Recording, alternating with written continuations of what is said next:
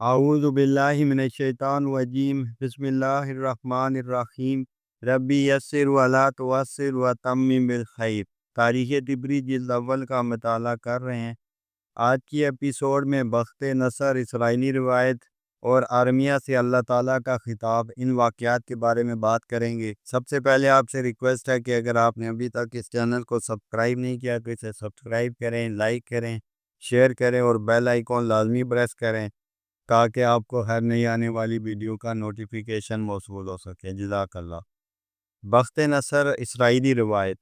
सईद बिन जुबैर रज़ी अल्लाहु अन्हु से मरवी है कि बनी इसराइल का एक शख्स कुरान मजीद की तिलावत कर रहा था। जब वो इस आयत पर पहुंचा, व बासना अलैकुम इबादन लना उली बासिन शदीद, सूरह ये बनी इसराइल की आयत है। हमने तुम्हारे मुकाबले में ऐसे बंदे भेजे जो बड़े जंगजू थे। तो वो रोने लगा और उसकी आंखों से आंसू बह पड़े। उसने कुरान मजीद को बंद किया और कहा, जब तक अल्लाह ताला ने चाहा उन पर यह अरसा गुजरा। फिर इसने दुआ की, ए अल्लाह, जिस शख्स के ज़रिए बनी इसराइल की हलाकत वाक़ई हुई वो मुझे दिखा दीजिए। इसे ख्वाब में दिखाया गया कि वो एक मस्कीन था जिसका नाम बख्त नसर था, और एक बनी इसराइल का मालदार आदमी था। वो अपने साथ सामान व दौलत लेकर बाबुल की तरफ चल पड़ा। तो लोगों ने पूछा कि कहाँ जा रहे हो? उसने जवाब दिया कि तिजारत करना चाहता हूँ। बाबुल पहुंचकर उसने एक ऐसी जगह किराए पर ले ली जहाँ कोई नहीं रहता था। फिर वहाँ से मसाकीन को बुलवा लिया, उनके साथ उसने सलूक किया और उन्हें माल अता करता रहा, यहाँ तक कि कोई मस्कीन भी बाकी ना रहा जिसको उसने माल ना दिया हो। उसने कहा कि कोई और मस्कीन है? उन्होंने जवाब दिया कि फलां जगह पर फलां कबीले का मस्कीन बाकी है जो कि बीमार है, उसका नाम बख्त नसर है। उसने अपने खादिम से कहा कि मुझे उसके पास ले जाओ। जब ये उसके पास पहुंचा तो उसकी तीमारदारी की और उसका ख्याल किया यहाँ तक कि वो सेहतमंद हो गया। उसे लिबास पहनाया और बहुत सा माल भी दिया। फिर उससे वापस आने की इजाज़त मांगी तो बख्त नसर रो पड़ा। इस इसराइली ने कहा कि तू क्यों रोता है? उसने जवाब दिया कि आपने मेरे साथ इतना हुस्न सलूक किया है, लेकिन मेरे पास उसका बदला देने के लिए कोई चीज़ नहीं। वो बोला, एक चीज़ है कि जब तू बादशाह बनेगा तो मुझे अता करेगा। बख्त नसर ने जवाब में कहा, क्या आप मेरे साथ इस्तेज़ा करते हैं?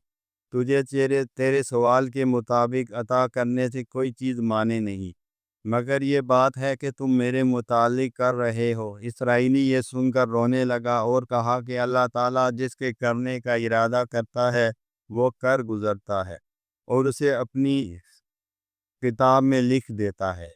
बनी इसराइल की तरफ जासूस भेजना।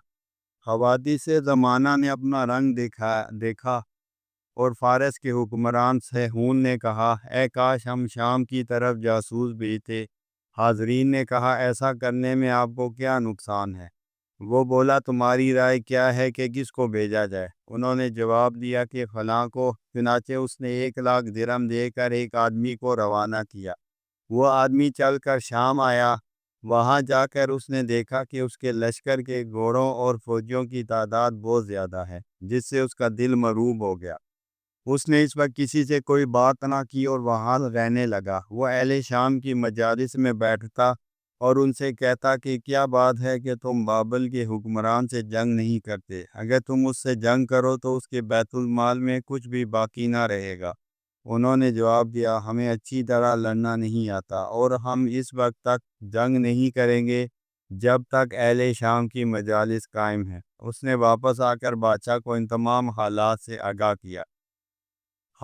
आगाह होना। फिर बख्त नसर फारस के बादशाह की खिदमत में आया और कहा कि मुझे भेजा जाए तो उसके अलावा दूसरी खबरें लाऊंगा और मैं इनकी मजालिस में बैठूंगा। बादशाह ने उसे भेजा। वापस आकर उसने तमाम हालात बताए और बताया कि मैं उनकी मजालिस में बैठता और मैंने उनसे फ़लाँ फ़लाँ सवाल किए और उन्होंने फ़लाँ जवाब दिए।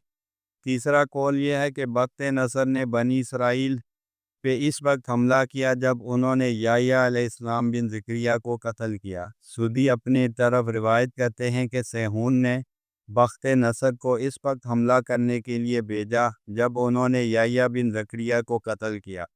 ابن اسحاق کہتے ہیں کہ ہم تک یہ بات پہنچی ہے کہ اللہ تعالیٰ نے یحییٰ علیہ السلام کے بعد بنی اسرائیل ہی کے ایک شخص یاشیا بن آموس کو مبعوث فرمایا اور خضر علیہ السلام کو بھیجا، اور وہب منبع کا خیال ہے کہ یاشیا کے بجائے آرمیہ بن حلقیہ تھے جو کہ ہارون علیہ السلام کی اولاد میں سے تھے۔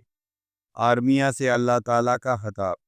وہب بن منبع سے مروی ہے کہ اللہ تعالیٰ نے جب آرمیہ علیہ السلام کو بنی اسرائیل کی طرف نبی بنا کر بھیجا تو ان سے کہا، اے آرمیہ، میں نے تجھے پیدا کرنے سے پہلے نبوت کے لیے منتخب کیا تھا، تیری والدہ کے پیٹ میں تیری تصویر بنانے سے پہلے تیری تعریف کی تھی، اور تیری ماں پیٹ سے نکلنے سے پہلے تجھے پاک کر دیا تھا، تیرے چلنے پھرنے کے قابل ہونے سے پہلے تجھے نبی بنا دیا تھا، اور بالغ ہونے سے پہلے میرا امتحان لیا تھا، ایک روایت کے مطابق لیا تھا، اور تجھے ایک بہت بڑے کام کے لیے منتخب کر لیا تھا۔ اللہ تعالیٰ نے آرمیہ علیہ السلام کو بنی اسرائیل کے بادشاہ کی طرف بھیجا تاکہ آپ انہیں راہ ہدایت دکھائیں اور اس کی اصلاح کریں، اور اللہ تعالیٰ کی طرف سے آنے والی وحی اسے سنائیں۔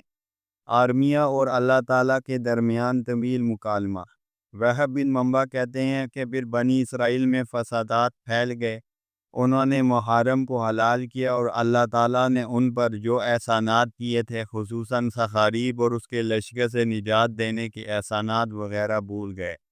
تو اللہ تعالیٰ نے آرمیہ علیہ السلام کی طرف وحی بھیجی کہ اپنی قوم بنی اسرائیل کے پاس جاؤ، انہیں میرے احکام بتلاؤ، میری نعمتیں ان کو یاد دلاؤ، اور انہیں ان کے اعمال کے سبب آنے والے عذاب سے آگاہ کرو۔ آرمیہ علیہ السلام نے عرض کیا کہ یا اللہ، میں کمزور ہوں، اگر آپ مجھے قوی نہ کریں میں عاجز ہوں، اگر آپ میرے اندر طاقت پیدا نہ کریں میں غلطی کرنے والا ہوں، اگر آپ مجھے سیدھی راہ نہ دکھائیں میں شکست خوردہ ہوں، اگر آپ میری نصرت نہ کریں میں ذلیل ہوں، اگر آپ مجھے عزت عطا نہ کریں۔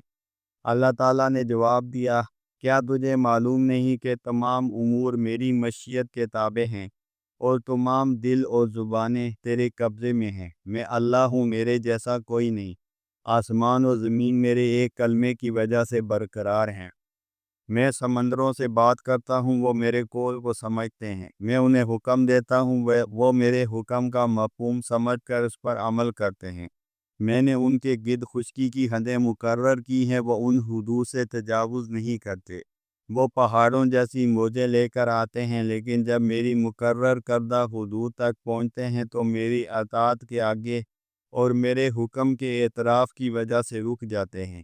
میں تیرے ساتھ ہوں، لہذا میرے ہوتے ہوئے تجھے تک کوئی نہیں پہنچ سکتا، میں نے تجھے اپنی مخلوقات میں سے بہت بڑی مخلوق میں بھیجا ہے تاکہ تو میرا پیغام پہنچائے، اور جو لوگ تیری اتباع کریں ان کے اجر کا مستحق قرار پائے، اور اس اتباع کی وجہ سے ان کے اجر میں بھی کوئی کمی نہ ہوگی، اور اگر تو اپنے کام میں کوتاہی کرے گا تو اس کوتاہی کی وجہ سے پائی جانے والی کمی کا بوجھ اٹھانے اور اس کی وجہ سے کوتاہی کرنے والوں کے بوجھوں میں بھی کمی نہ ہوگی۔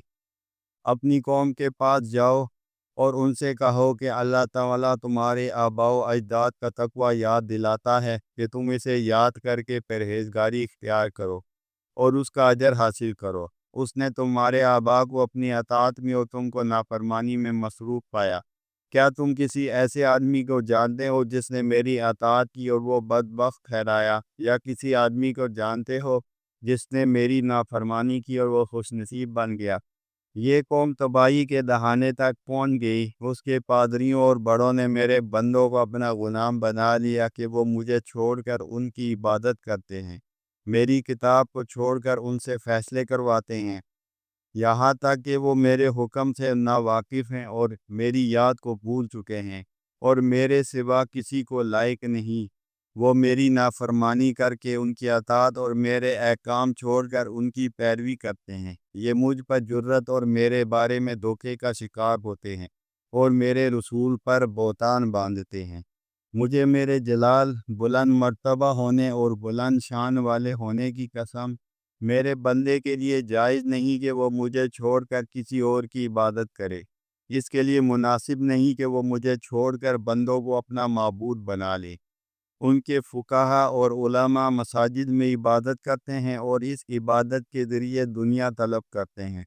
وہ علم کے علاوہ کسی اور چیز سے تعلق حاصل کرتے اور عمل کے علاوہ وہ کسی اور چیز کے لیے علم حاصل کرتے ہیں۔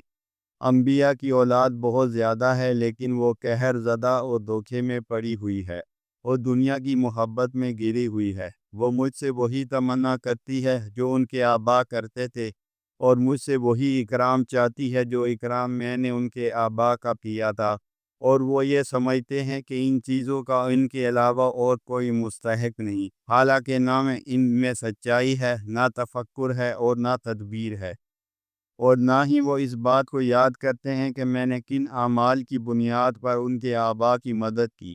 جب لوگوں نے میرے احکام میں تبدیلی کرنے کی کوشش کی تو ان کے آبا نے اس وقت میرے احکام کو برقرار رکھنے اور ان پر عمل پیرا ہونے کے لیے کس قدر محنت کی۔ انہوں نے اپنی جان اور خون لگایا یا مشکلات پر صبر کیا اور صدقے دل سے محنت کرتے رہے، یہاں تک کہ میرا کلمہ بلند ہوا اور میرا دین غالب آ گیا۔ عذاب سے مطلع کرنا۔